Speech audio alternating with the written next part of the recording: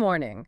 Imagine, if you will, a war where not a single bullet is fired across a border, yet civilian power grids suddenly go dark. Yes, or where internet cables are simply severed at the bottom of the ocean. Precisely. Commercial flights losing their navigation systems in midair, and your own social media feed being deliberately weaponized to paralyze your government. It sounds alarming, but this is no longer the realm of fiction. No, it is not. It is the reality of the modern geopolitical theater. You are joining us today for a comprehensive deep dive into the shifting strategic and political events that have unfolded across the European region over the past 2 weeks. And our objective today is to provide you with a measured, factual assessment of a continent that is currently under immense, invisible pressure. Indeed. Good morning again. We will be examining the raw data and intelligence without sensationalism and without alarm. Our focus is entirely on the strategic realities on the ground. The very definition of a battlefield is fundamentally changing, and our goal is to ensure you are fully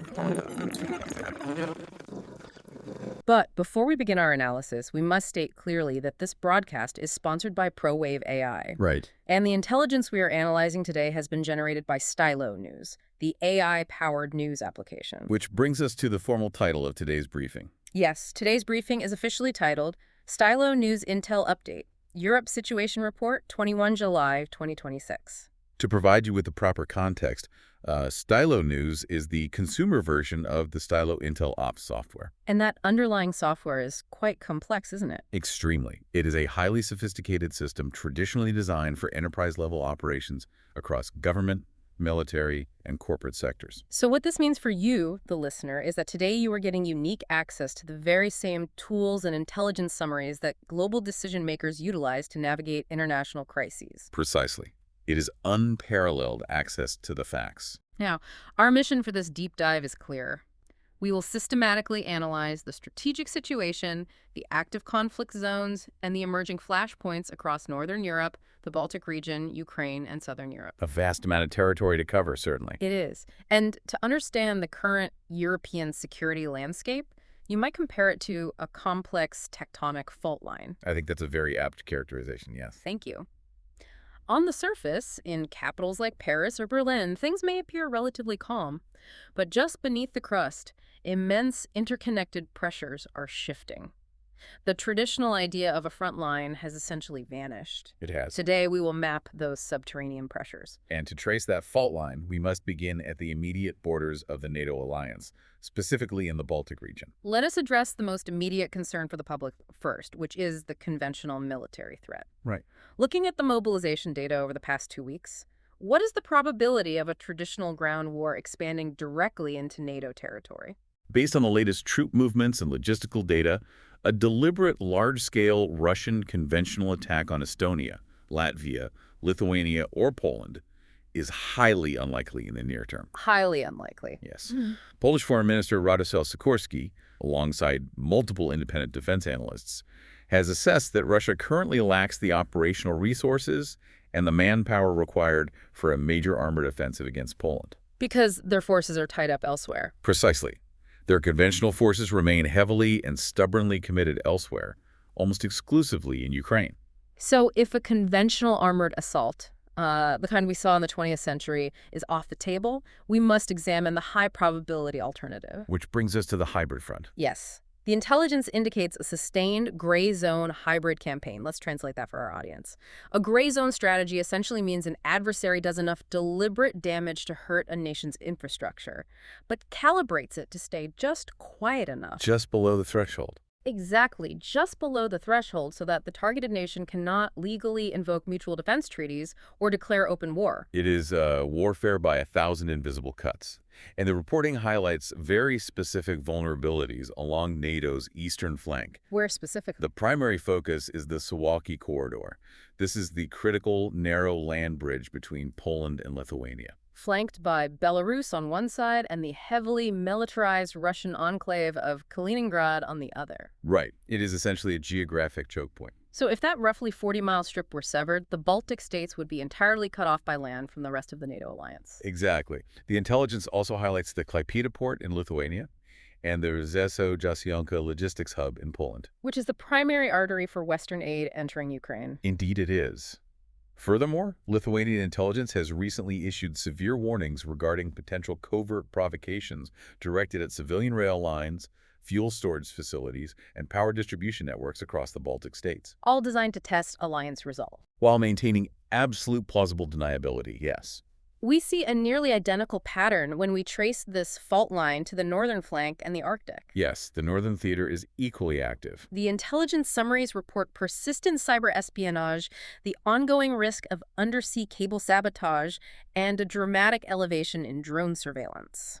And it is highly notable that Finland is rapidly scaling up its own drone warfare training and production in direct response to this. Finland's actions are a vital indicator, wouldn't you say? Absolutely.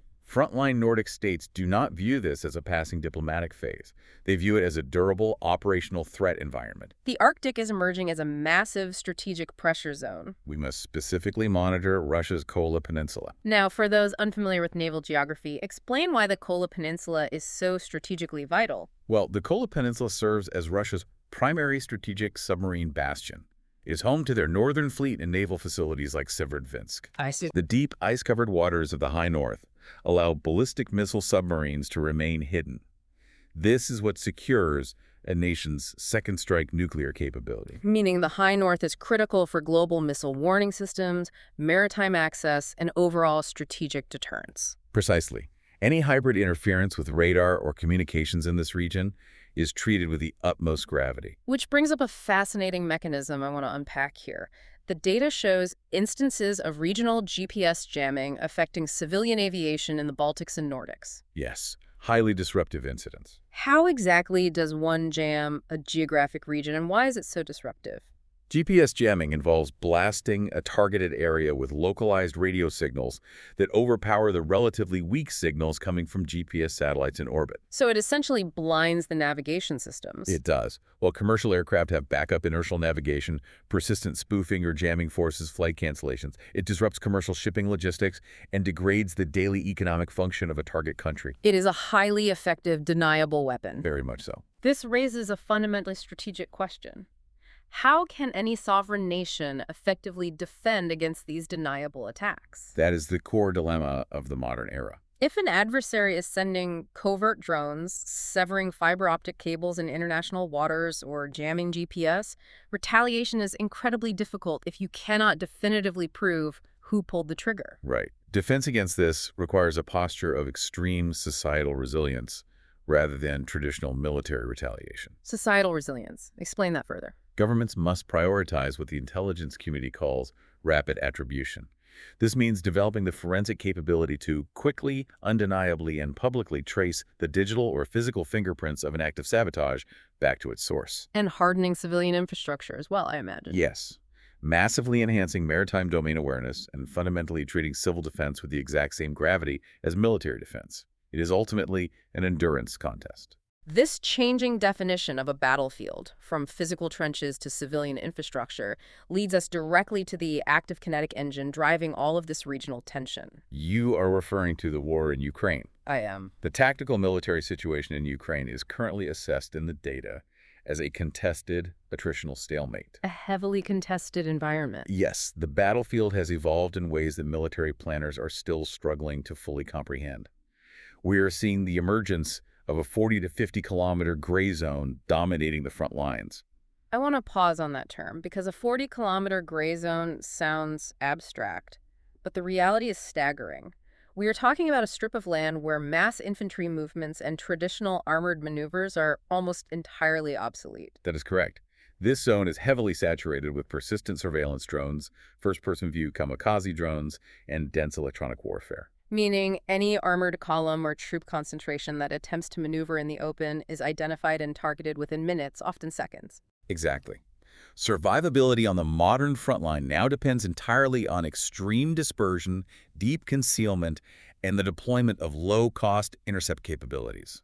Allow me to push back slightly on the terminology used in these official assessments, though. Please do. The term stalemate implies a static, immovable trench war, highly reminiscent of the First World War. I see your point.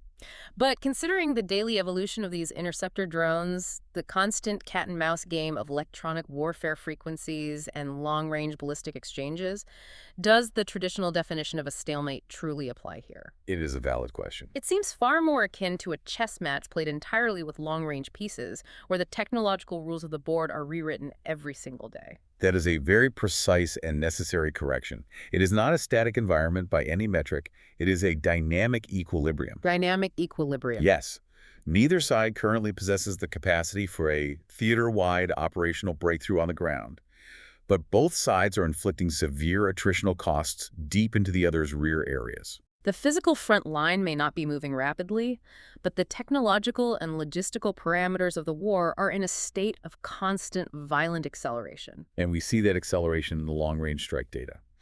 The reporting details a relentless exchange of strategic fires. Over the last 2 weeks, we have logged repeated Russian strikes targeting the energy infrastructure of Kyiv, Odessa, and critical Black Sea port facilities. Conversely, Ukrainian forces continue to execute highly sophisticated deep strikes against Russian maritime assets, fuel refineries, and strategic locations such as the Engels 2 bomber airbase deep inside Russian territory. Amidst this heavy kinetic activity, there has also been a significant political shockwave in Kyiv that requires our attention.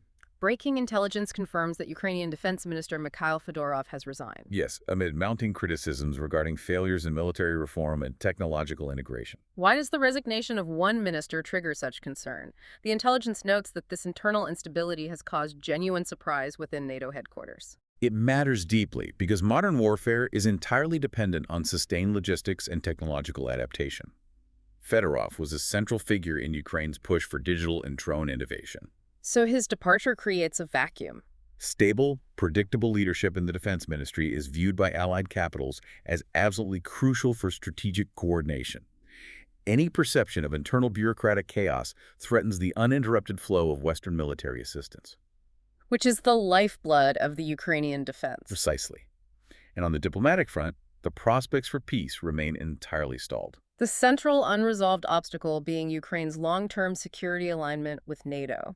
Moscow continues to frame the prospect of enduring Western military infrastructure on Ukrainian soil as fundamentally unacceptable to its national security. Leaving the diplomatic process in a state of rigid deadlock. Correct. The conflict is currently impervious to traditional diplomatic off-ramps. This brings us to a crucial pivot in our situational report. While the eastern and northern flanks deal directly with this newly defined technological frontline, Southern Europe is navigating an entirely different convergence of asymmetric pressures. Indeed.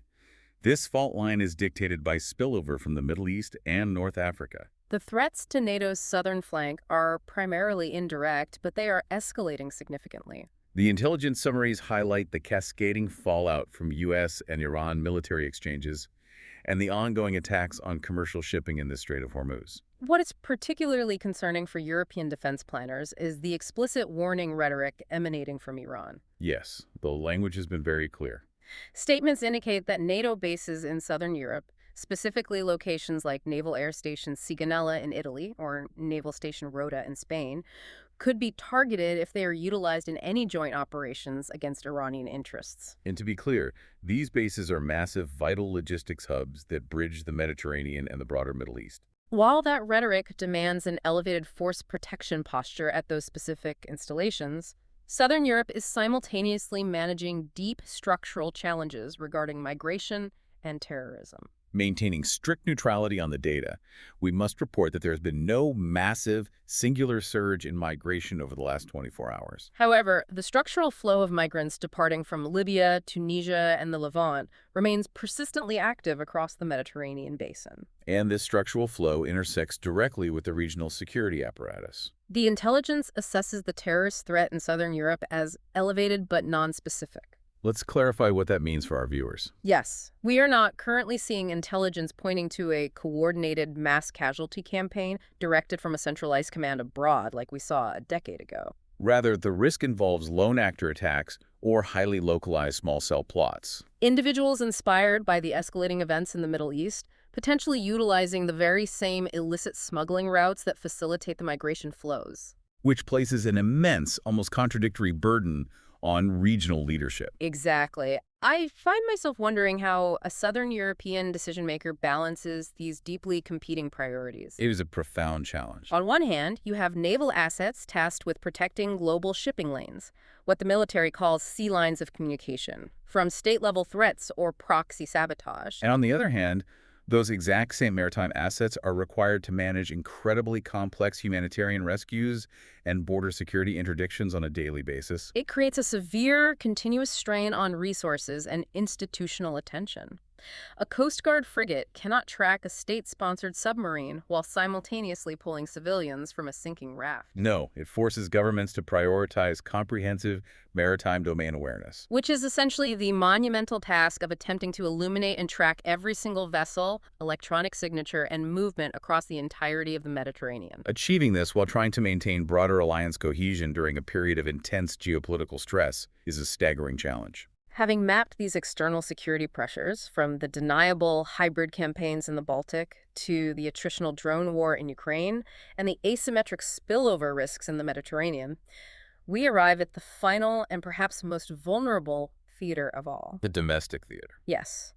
We must now examine how these external forces are actively reshaping the internal political landscape and public sentiment within European nations themselves. We will examine this political crossroads with strict impartiality. At the national level across Europe, we see sharply diverging visions for the continent's future security architecture. For example, French President Emmanuel Macron continues to push heavily for European strategic autonomy, advocating for an independent European defense industry and sustained unwavering military support for Ukraine. Conversely, political figures like Marine Le Pen are advocating for a nationalist, Eurosceptic agenda. This viewpoint emphasizes national priority policies, deep skepticism of overarching EU mandates, and a markedly softer diplomatic stance on relations with Russia. This internal European debate is occurring while external dynamics also shift significantly.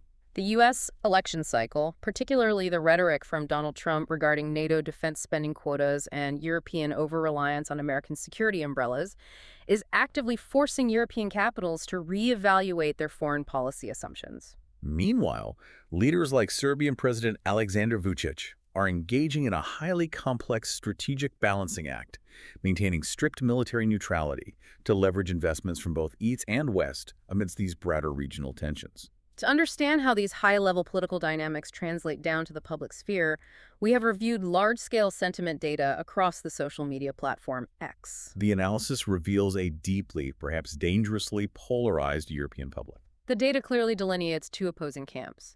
On one side of the spectrum, there is distinct, measurable fatigue over the compounding financial and economic costs of the Ukraine war. We see deep skepticism directed toward European Union institutions. Notably, this skepticism often centers on fears of mass surveillance legislation. Yes, looking at the data, the term chat control appears frequently in these posts.